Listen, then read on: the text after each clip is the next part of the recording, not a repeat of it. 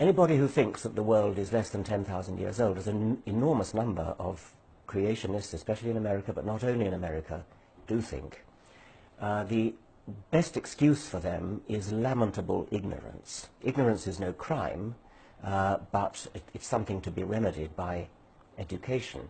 Anybody who is not ignorant, anybody who's been shown the facts and still believes the world is less than 10,000 years old, there's got to be something wrong with them.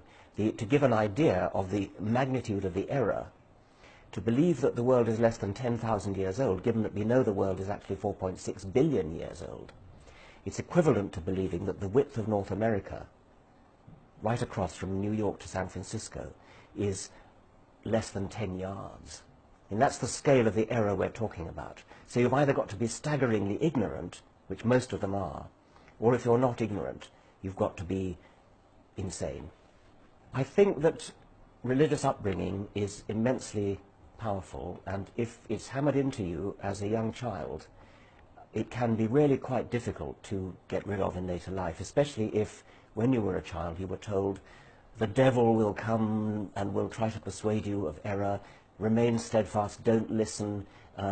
Sometimes they were even told things like, don't believe when people bring something they call evidence. Faith is more important than evidence. I mean, it's really a really appalling stranglehold that these archaic beliefs have on minds that have been warped since childhood. It's such a privilege to understand where we come from, a privilege that's granted to those of us who live after 1859, that to deny children that privilege is wicked. It's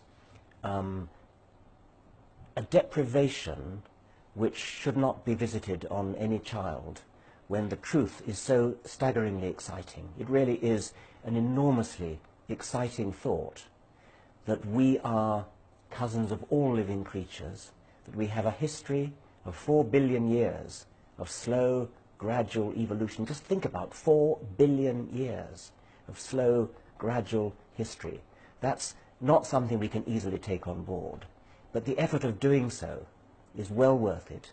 It's such a beautiful thought that we are the heirs of 4 billion years of maybe 3.5 billion years of evolution, and that we are cousins of all living things.